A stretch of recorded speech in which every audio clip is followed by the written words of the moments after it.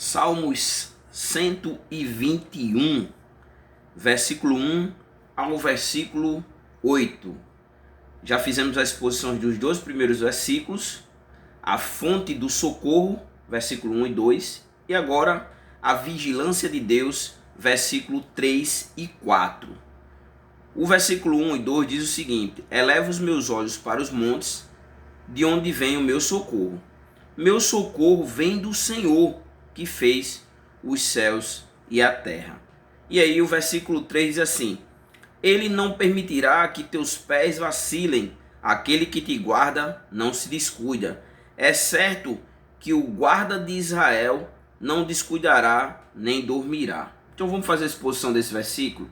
A primeira parte aqui do versículo, o versículo 3 diz assim: ele não permitirá, né?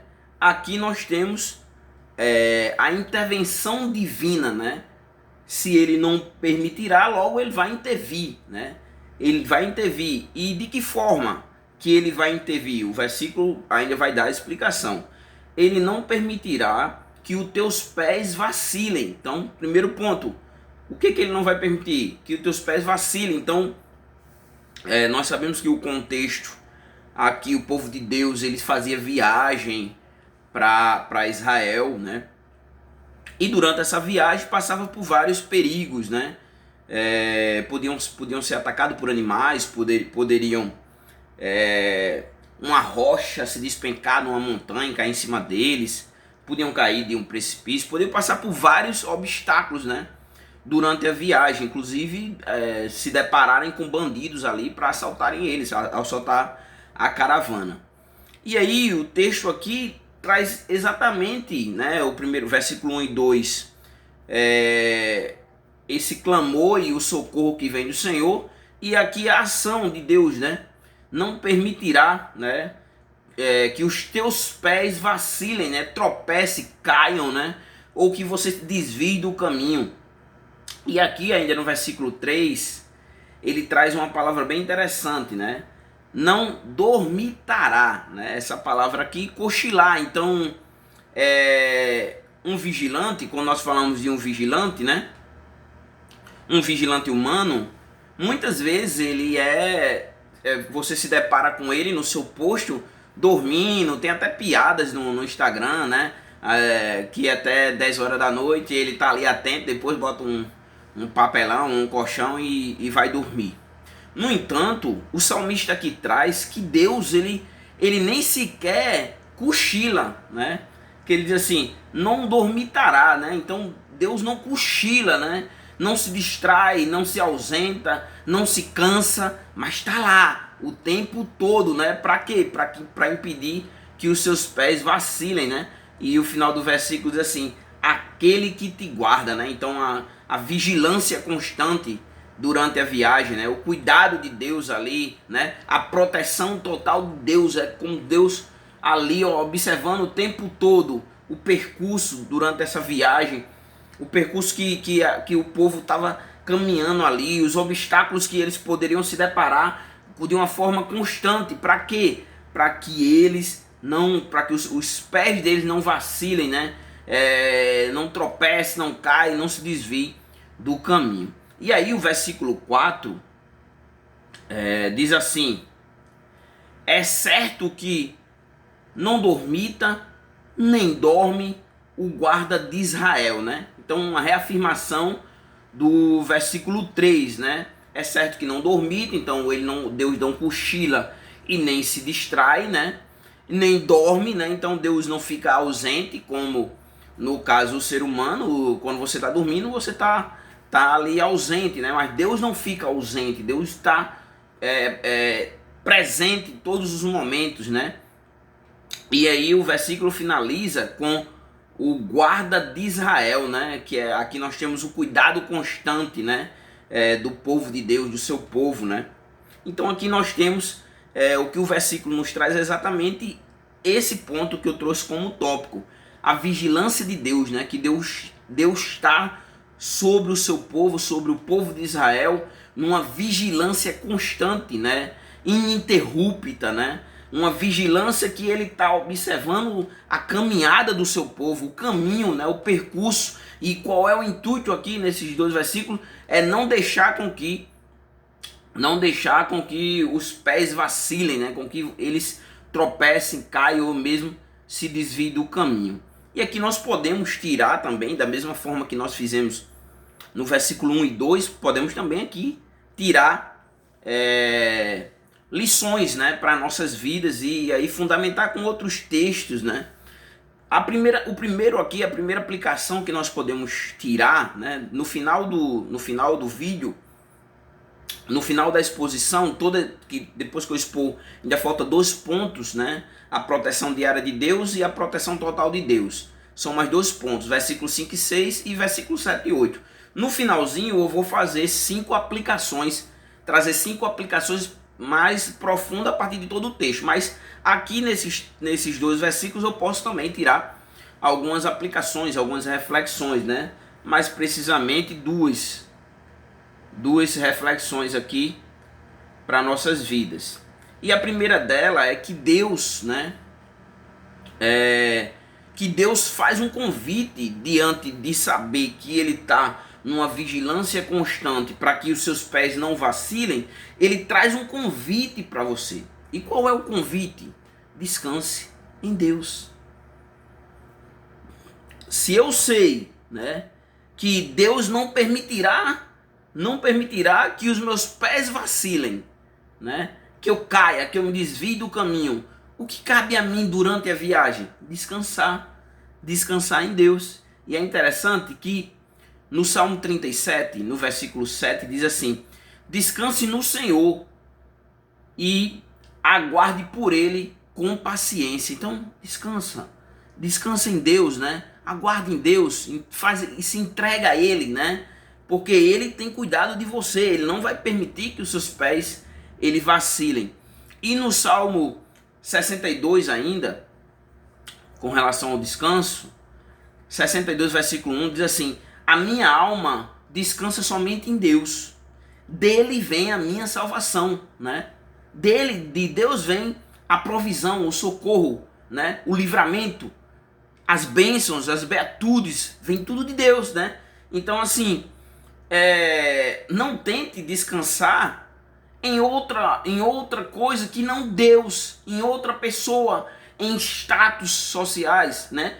Em recursos financeiros, né? Não tente descansar distante de Deus, porque você vai se cansar, né? Se você estiver descansando em algo que não seja o próprio Deus na sua vida, você vai se cansar. Mas se você descansar nele, ele vai chegar, né, com a providência aqui, evitando que os seus pés vacilem, como também dele, é de Deus que nos provém, né, que vem a nossa salvação, né? Então devemos descansar nele, né, e aguardar no Senhor com paciência, como traz esses 2 versículos, né?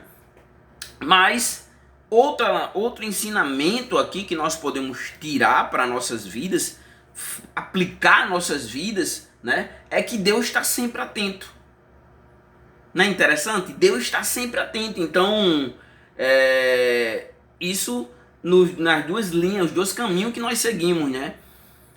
Tanto para agradar a Ele, como também para desagradar a Ele. Então Deus, ele contempla, né? Ele está observando a sua vida. Às vezes, nós, né? Não só você como eu, muitas vezes a gente acaba transgredindo os mandamentos de Deus, pecando contra Deus, fazendo coisas que desagradam a Deus. E é interessante porque quando se está cometendo algo, né? Bom, por exemplo, Davi, né? Davi estava lá e viu Betseba, né? E quando ele vê ali ela, ele acaba pecando, né? E depois nós sabemos tudo o que aconteceu, o adultério, as consequências, né? E é mais ou menos esse o sentido. Por exemplo, os irmãos de José também, que enganaram Jacó, venderam o seu próprio irmão, né? E aí a gente pensa que Deus, ele não contempla, né? Que Deus não está vendo, mas Deus, ele vê tudo na minha vida e na sua vida. Deus, ele contempla a sua vida, né? Por mais que hoje não consigamos ter uma compreensão palpável de Deus. O que eu quero dizer? Uma visão, e o Deus aqui, né? Por mais que ele se manifeste através da sua palavra, através do seu Santo Espírito em nossas vidas, através da graça manifesta no culto, mas nós não temos uma forma palpável de Deus, né? Já que Deus é Espírito, né? Então, às vezes nós temos essa impressão de que estamos fazendo alguma coisa e que Deus não está contemplando, mas essa é a reflexão aqui, diante do texto, né? Deus está sempre atento, porque Deus, ele não dormita, ele não cochila, mas ele está o tempo todo atento. E Provérbios, no capítulo 15, o versículo 3, diz assim: os olhos do Senhor estão em todo lugar, contemplando os maus e os bons. Então veja, Deus está sempre atento e Deus está contemplando, né? Como eu falei, aquilo que a gente faz de bom é aquilo que a gente faz de mal, né? Tanto aqueles que vivem uma vida pecaminosa, uma vida voltada para a iniquidade, como para aqueles que procuram viver uma vida que agradam a Deus, né? Recompensa e juízo, recompensa para aquele que vive de acordo com a vontade de Deus e juízo para aqueles que vivem distante de Deus, né? E o Salmo 34, né? Provérbios 15, 3, que eu li, e agora Salmo 34, versículo 15. Os olhos do Senhor estão sobre os justos e os seus ouvidos atentos ao seu clamor. Então veja, né, o próprio Salmo aqui, logo no versículo 2, diz: o meu socorro vem do Senhor, que fez os céus e a terra. Então, os olhos do Senhor estão sobre os justos, né? Sobre aqueles que vivem uma vida que agrada a Deus, praticam a justiça. E Deus está atento, né? Os seus ouvidos, Deus está atento ao clamor daqueles que o invocam, né? Então, Deus está sempre atento. Por mais que você ache que diante de tudo que você está passando, Deus, ele não está contemplando, né, o seu sofrimento, as suas angústias.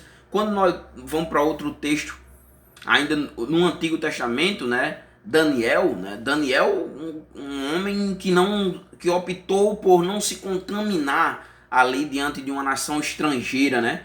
E Daniel chega ao ponto de ser jogado, né, na cova dos leões. Um outro cristão, ele passando por esse tipo de situação, ele vai questionar onde é que Deus está, né? Já que ele está indo para a morte, né? Mas você vê que Deus, ele está atento ali, ele está contemplando ali, ele vê tudo.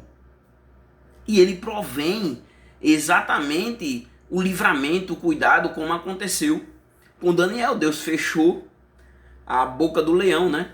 Os dos leões ali, e não aconteceu nada ali com Daniel, né? Como também Deus, ele contempla a nossa vida, ele contempla as nossas dores, ele observa, e no momento certo ele intervém, ele chega, né, no momento certo para que nós cresçamos na fé. Para finalizar, o Salmo 33, né, Salmo 33 e o versículo 18 diz assim: eis que os olhos do Senhor estão sobre os que o temem e sobre os que esperam na sua misericórdia, né? Então, os olhos do Senhor estão sobre o justo, sobre os que o temem, né? E sobre aqueles que esperam na sua misericórdia, na misericórdia de Deus. Deus é misericordioso e cuida do seu povo, né? Deus cuida, né? Pode parecer que não, como quando o povo de Deus chega ali com os egípcios na perseguição ali, se depara com o mal, o que fazer? Onde é que está Deus? Cadê Deus? Tirou de lá para matar aqui. Mas Deus, ele é misericordioso e ele chega no momento certo, não no meu momento, talvez no seu momento. E eu gostaria muito que Deus chegasse na minha vida em algumas situações do qual eu sou impotente, eu não tenho capacidade de resolver, gostaria, né? E não tenho capacidade, gostaria, tem situações na minha vida que eu gostaria que Deus chegasse no meu momento, mas não é o meu momento, né? É no momento dele, é naquilo. E o momento de Deus é aquele momento que vai nos fazer bem, né? Que vai, afinal de contas, o que eu e você podemos estar passando ou vivenciando, está cooperando, né?